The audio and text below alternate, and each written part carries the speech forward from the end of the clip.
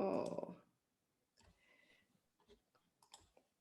So my 4 winning strategies are only 3, and they're pretty straightforward. They're easy, but they're simple, but they're not easy to implement. It takes practice. So the first one is being prepared. The second, staying calm. And the fourth is speaking up for others. Yeah, I already heard some of these strategies in your discussion. So being prepared is super important because there is this infamous situation of being overwhelmed by the surprise. So don't assume that it will not happen to you, but practice and prepare. And one magic thing is that you have these sentences ready. So there is a situation, and then you just say something like, can we focus on work, please? Or you say, let's keep this professional. Because you shouldn't say too much, because we know from communication research that in stressful situations, if women start having this monologue about their rights to men, they don't even hear you. So you have to be very short. You say your sentence, and then you give them the icy stare. Yeah. And after the icy stare, you just look away. You release the tension. Yeah, you don't want to enter into escalation or a staring context. Yeah, you put your foot down, and then you go on with your life. You distract and say, so now let's talk about this and that. So that sounds easy, but of course, that's the first thing that can help, that you have these kind of sentences in your mind. And but this, of course, only works if you stay zen, right? And this can be difficult because these kind of sexist attacks, they get your adrenaline pike up like crazy, and then you are like the deer in the spotlight. You are in the fight of light mode, so you can either overreact and become aggressive and overreact, and now you created yourself a new favorite enemy. That's not very smart. So ideally, we would like to get the guy back into the boat, yes, so that he realizes, oh, I better don't do this with her again, and nobody else either. And then you can continue, and you might not even do it again. So how can you do this? So the first thing is that you calm yourself. And there are millions of methods out there that you can choose from. Imagine that you have this protective shield coming up over you, breathing exercises. Imagine that you are like a Teflon pan. So deep, breathe deeply. Try to get into your body to calm yourself down, because that's always helpful. Because if you are under too much stress, we are just not so smart. And one good strategy to calm yourself down is that you reframe your attacker's motives. Just don't assume that, oh, this is an evil macho guy and he wants to do bad things to me. Just imagine, oh, poor guy, he probably hasn't slept, and men have feelings too, he's probably hungry.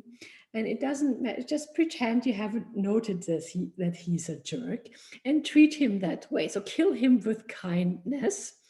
And it doesn't matter if it's true or not, but it will really help you to calm down. And of course, all of this you need to do with assertive body language. So breathe, don't talk too fast, short sentences, look them in the eye, and never ever tilt your head, because you know what it means. It means, ah, I'm weaker than you. You can bite me in the throat and kill me. No. And unless you say something really mean, then you can kind of soften the blow by tilting your head. But that's kind of a advanced move that you need to practice. So don't, in this picture is actually not good. You shouldn't cross your arms. You should rather take space. Yeah, so go closer to the guy or sit next to them. Yeah, so because men are very territorial. So take up space, or you can even touch them and say, "We're fine now." Yeah, so that's also a power move.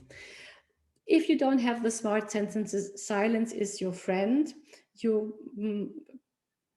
well, just breathe in deeply. You can also kind of move back and give the icy stare again. Or if all of this doesn't work and the attack is really bad, you can also just stand up and walk out. Of course, with a stiff upper lip and slowly, and you should make it a power move and not a flight. So these are the tools for this one. And then, of course, this helps in the situation, and that's very important. But you want to also have strategies that go a little bit long term. And here it's helpful if you create allies and speak up for others. So how can you speak up for others? Well, you can also use these kind of sentences like for somebody else, because if you are a co-woman in the situation and a bystander, you are usually less excited than the target, and that because we have the bystander effect, which means if there are other people around in the situation, very often everybody just freezes and waits for somebody else to do something. We know this is a well-researched field. It's called the bystander effect. And very often the bystanders feel awkward, but they don't know what to say and how to say it. So what companies, what organizations and individuals can do is learn how to be active bystanders, and there are techniques and tools for this. And you can also unite with other women, so you can have these kinds of unions where you swear that you will help each other out if somebody interrupts you. It's much better. Or even male allies, it's even more powerful, because we know if we have a man speaking up in these kind of situations, they get much more credit than a woman. If the woman does it, well, it's not fair, but we can use this. So finding male allies is also a good bet here. Yeah, so of course, all of these strategies, they are not enough if you are dealing with an environment that's already toxic, or when sexism is systemic in the system. But still, having networks like yours and uniting more people can also be quite powerful. All right, so this was the fast forward through my toolkit, and now let's see and test your new skills. And I have still some more cases where you can now suggest what to do. So here we have the case. I'm presenting at an important management meeting. One of the senior managers keeps staring at my breasts. I feel nervous and irritated. What should I do? Ideas? Marilena, you can see in the chat what smart warrior princesses answers we get. You can all use the chat to put please. in your feedback. We have a couple of people who have to leave, unfortunately. I am so sorry, but this is just like the last bonus where we try out our skills. So, yeah. Any ideas of what you should do? I don't have that problem. Me too. And I usually ignore it, and it helps that you just reframe your the guy's motives, that you just think maybe he has a vision problem, or poor guy, he hasn't seen boobs in a while, and to just do your thing. That's something you can also. Yes, exactly. She just said, make a joke and ask them if I have a stain on my shirt, for example. Right. Or Emily suggests, say you are not feeling too well and take a seat. Or Sophie says, I come close to him and stand next to him. Yes, territorial games are very good. Yeah, you can ask everyone to look at the presentation. Yeah, I also heard solutions like saying, oh, I think people have problems concentrating. Should we take a little break? Or or cross your arms across your chest and look him in the eye and don't say anything for a while. Yeah, so there are possibilities, but I think the easiest one is just to ignore it. Yeah. Okay, next one. I'm in a Zoom meeting. Every time I'm trying to make a point, my colleague Paul interrupts me. I feel like strangling him. What should I do?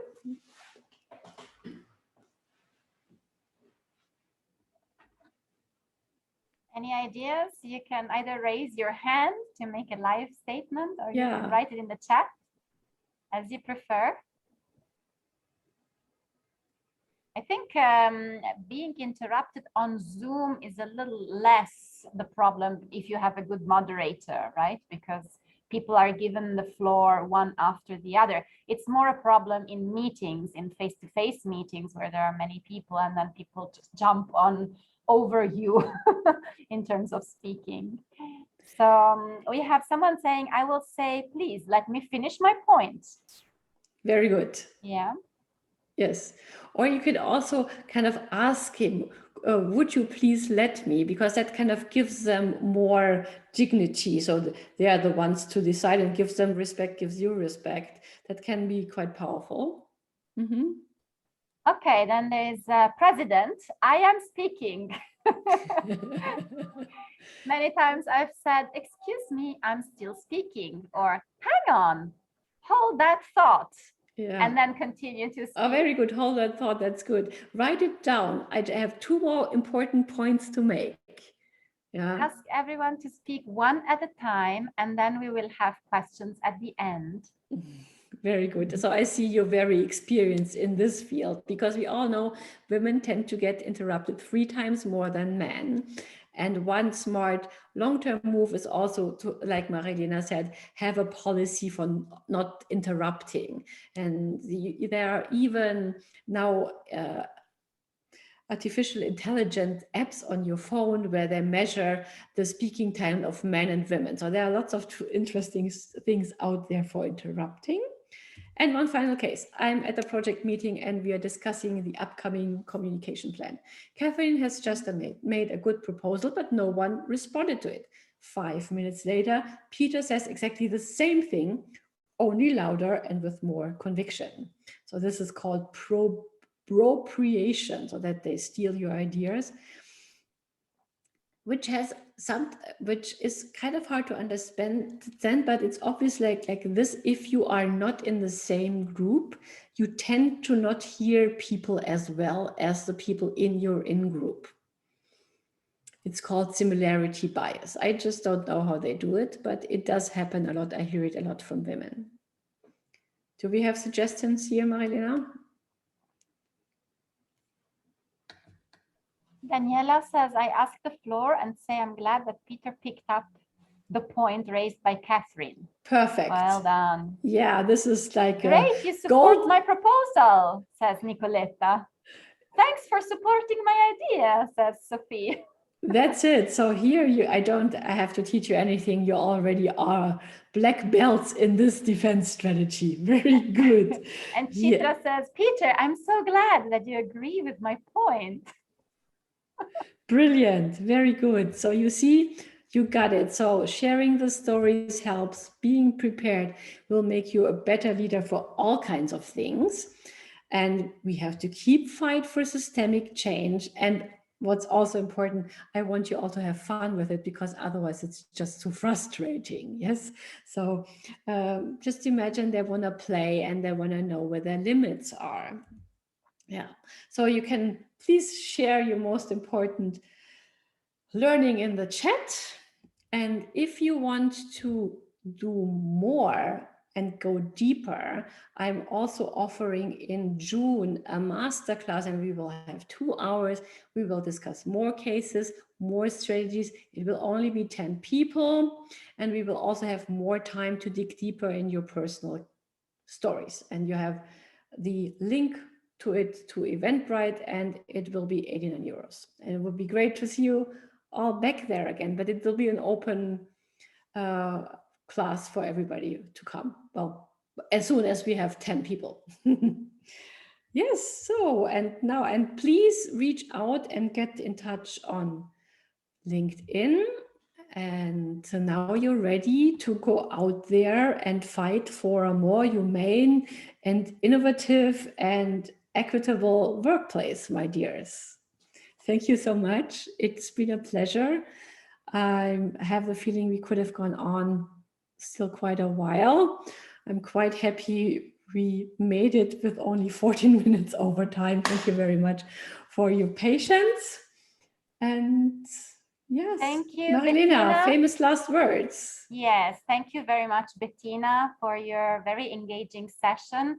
And if we could all put the cameras on and have a round of applause for Bettina, I think that would be very nice. And unmute and have a round of applause so that we can also see each other. Thank you. Thank you so much. So I think what you have said in terms of finding allies, male allies, is very important.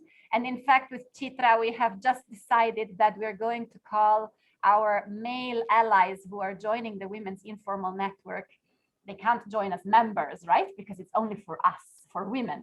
But we need to be having more allies. And so if you know someone that is a good gender champion, someone who's engaged in those discussions, please feel free to let us know. And we are inviting them depending on which seminar we are having or discussion we are having. We may invite the male allies or not, because we also don't want them, them to feel uncomfortable. And right. Also we want to still continue to have the safe space for us to be able to discuss, but also some of these topics, I think we should have male colleagues listen in and learn from what we feel, what fears we have, what ideas. And so that is important for me. And I've seen also in the chat, and Chitra also shared, kill them with kindness is a very important one. And yeah, probably bringing the joke out if we are ready to do so. So Bettina, thank you very much for very concrete tips. And thank you all for participating. And we have many more interesting sessions. And Chitra, perhaps you want to just anticipate the one of next week very quickly. Okay, good. You can hear me. Next week on the 11th of May, we have a session on mentoring. So cultivating your career with mentoring. And we have one of our male allies. This is the Associate Vice President of EFAD in finance and in the finance and financial operations department. I may have gotten that wrong, but and he has been a WIN mentor within EFAD, and he piloted our group mentoring. And so he will speak about some career development advice, and we'll also have the participants of his group mentoring, his group of mentees. And so we'll have a moment to learn about this group mentoring process, and then how mentoring can really help your career. So thanks so much, everyone, and looking forward to seeing you there next week. Thanks, everyone. It was good to see you all. Thank you. Bye. Thank you, everyone. Bye. Bye. Have a good evening.